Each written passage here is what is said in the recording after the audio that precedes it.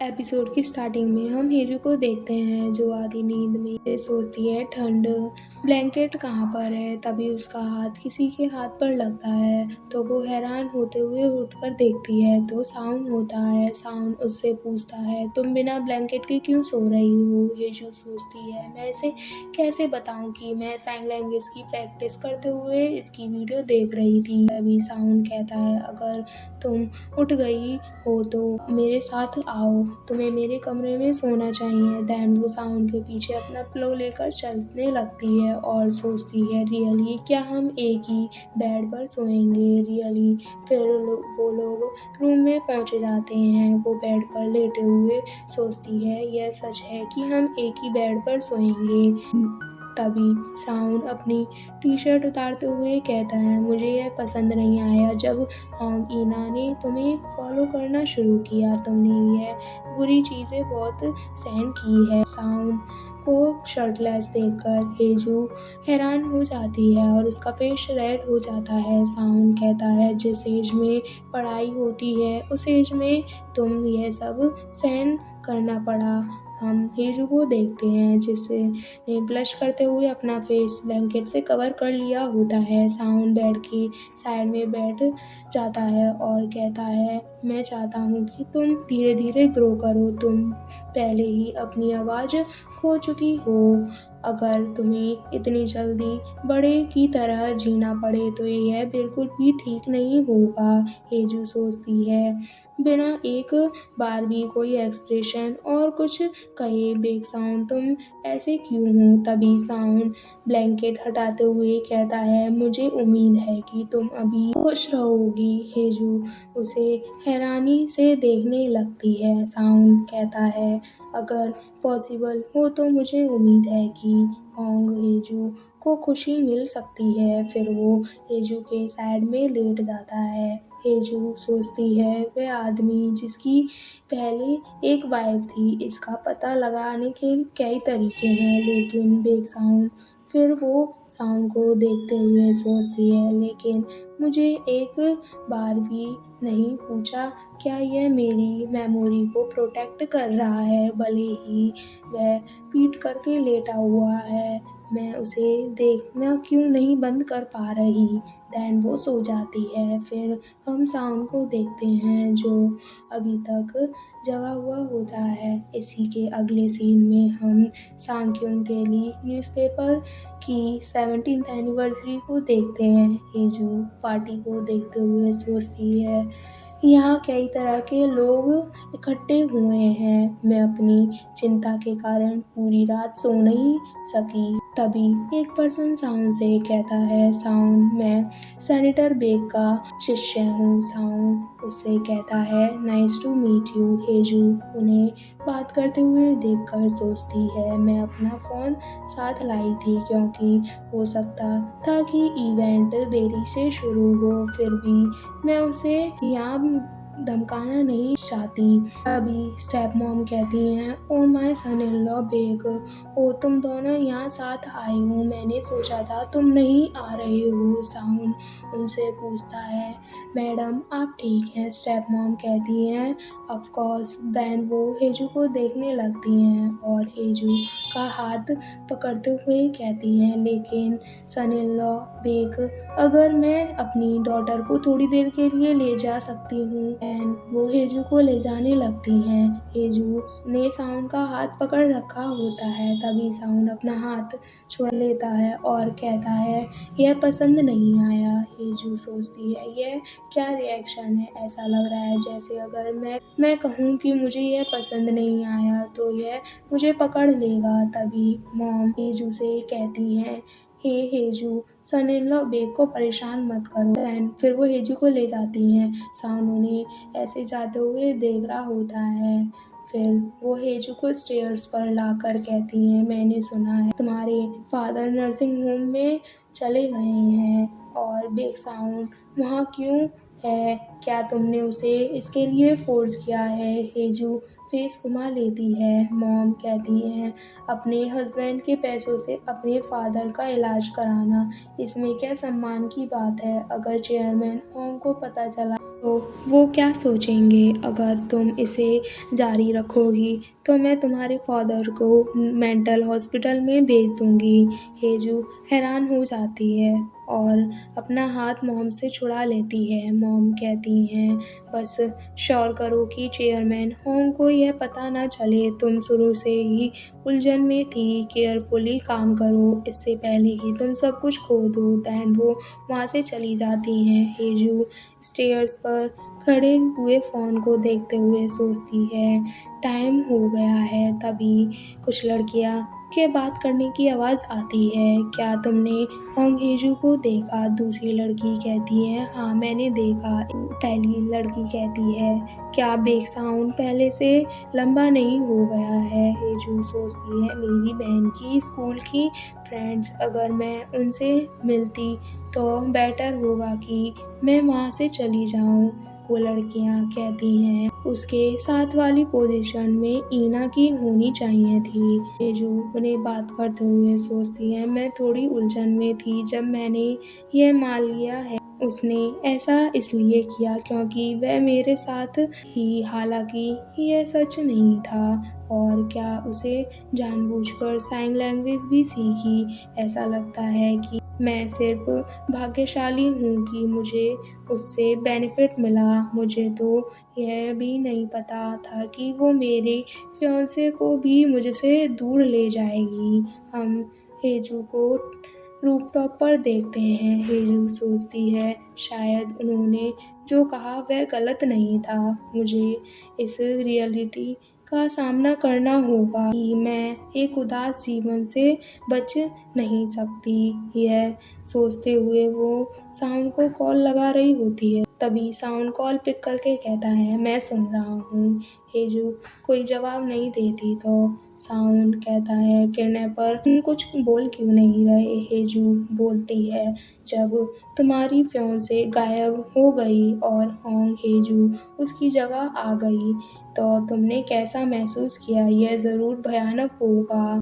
Sound कहता है, ऐसा कुछ मुझे धुंधलापन महसूस हुआ क्योंकि किसी बच्चे ने मेरे पूरे प्लान को बिगाड़ दिया। हेजू कहती है, क्या ऐसा है? एक दयनीय लूजर पर्सन जिसके पास ना मनी है और ना ही पावर, जैसा की उम्मीद थी। वह बस कोई ऐसी व्यक्ति थी जो बाद में आई और उसने इसका फ़ायदा उठा लिया। मुझे लगता है कि तुम्हारे चेहरे पर हमेशा एक ही एक्सप्रेशन और बिहेवियर रहता है क्योंकि वह होंग ईना नहीं है। क्या तुम जानते हो क्या फनी है? वह ही भागना चाहती थी लेकिन हर बार वह हिचकिचा जाती है और दूसरों का काम कर देती है।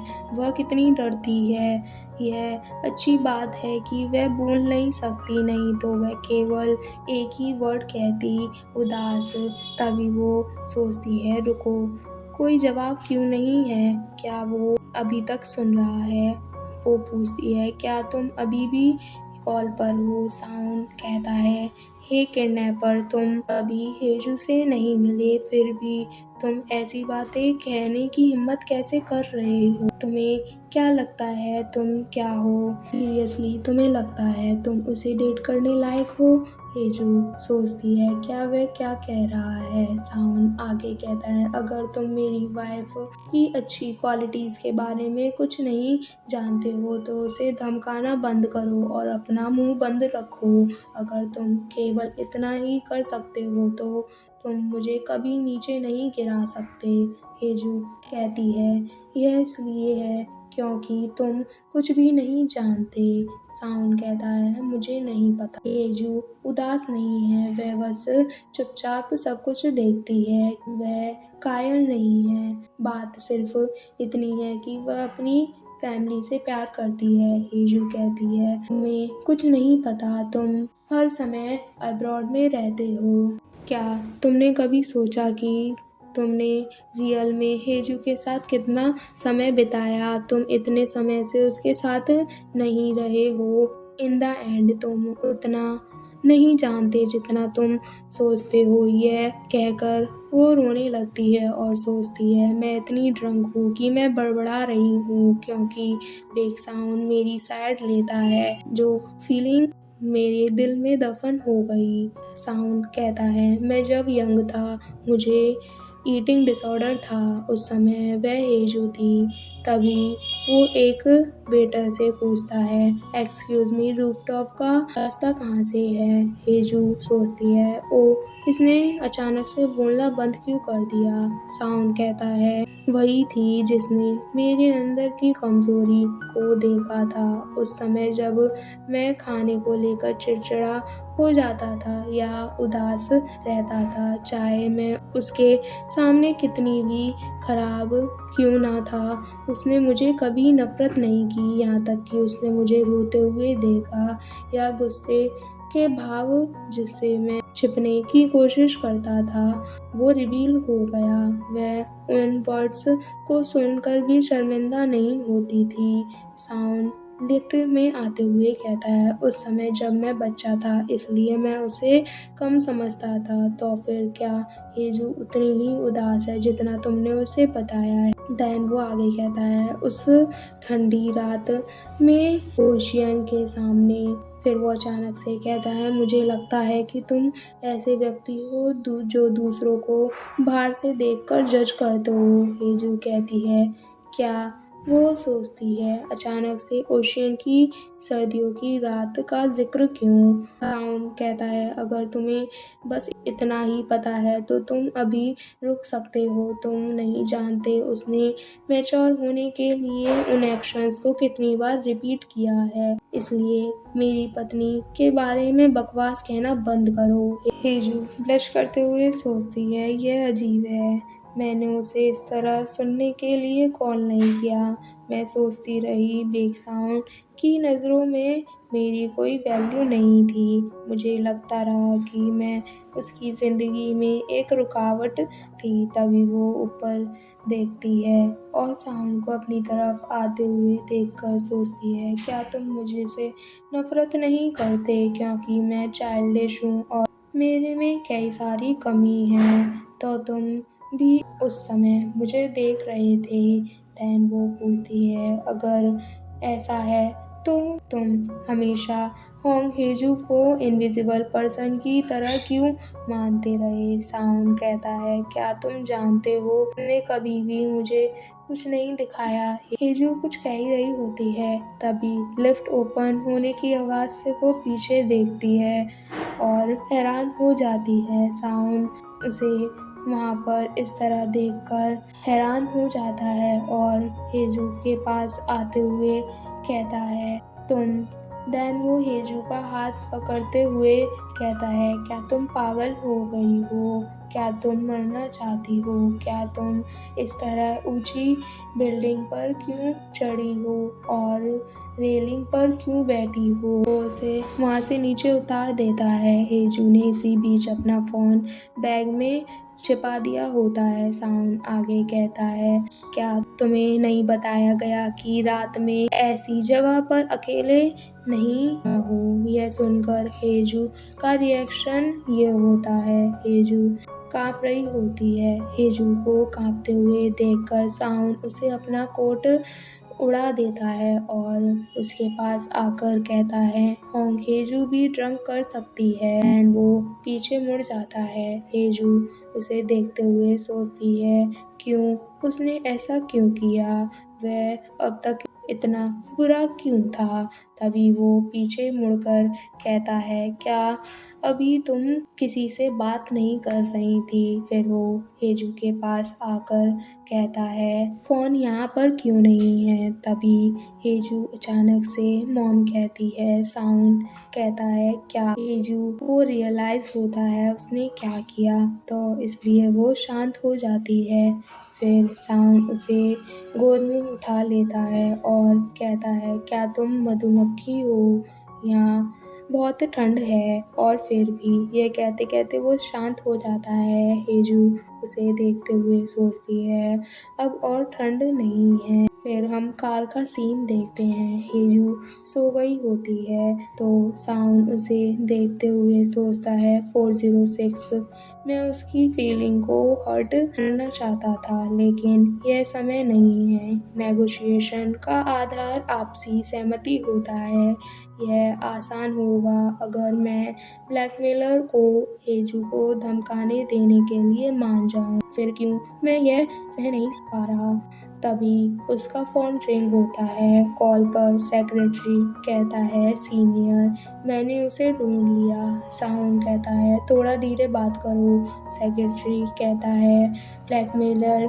सीनियर आपने ब्लैकमेलर से 10 मिनट से ज़्यादा बात की। साउंड हैरान होते हुए सोचता है इतनी देर। सेक्रेटरी बताता है लोकेशन को ट्रेस कर लिया है। वो आपके बहुत करीब है। यह वही होटल है जहां आप गए हैं। शायद वो किसी तरह का इवेंट अटेंड कर रहा है। साउंड पूछता है और उसकी आवाज़। सेक्रेटरी बताता है यह ओरिजिनल नहीं है बल्कि ये मॉडिफाइड किया गया है। मैं इसे एक्सपोज करने की कोशिश कर रहा हूँ। साउंड ये सुनकर कार को फुल स्पीड में चलाकर ऑफिस पहुंच जाता है। सेक्रेटरी साउंड को देखकर कहता है सीनियर क्या आप अभी आ गए। साउंड कहता है और कुछ। सेक्रेटरी बोलता है उस बारे में क्या आपको पुलिस से कांटेक्ट मिला। साउंड सोचता है हेजू के फादर के बारे में मैंने बिना किसी एक्सपेक्टेशन के फाइल भेज दी। फिर वो कहता है 14 अक्टूबर दोपहर 3 बजे के करीब मुझे उस पुलिस कार के ब्लैक बॉक्स की फुटेज की ज़रूरत है। मैं अपनी वाइफ का फेस देखना चाहता हूँ। सेक्रेटरी कहता है क्या अचानक। साउंड कहता है कोई प्रॉब्लम है। सेक्रेटरी घबराते हुए कहता है नहीं सर मैं अभी सारी ब्लैक बॉक्स की फुटेज चेक करता हूँ। साउंड कहता है मुझे ये अभी देखना है। फिर सेक्रेटरी फुटेज चेक करने लग जाता है। हम थोड़ी देर बाद साउंड को देखते हैं जो फुटेज देख रहा होता है जिसमें हेजू डरकर कह रही होती है कार का गेट ओपन कीजिए। साउंड सोचता है हेजू बोल सकती है और हमारा चैप्टर यहीं एंड हो जाता है।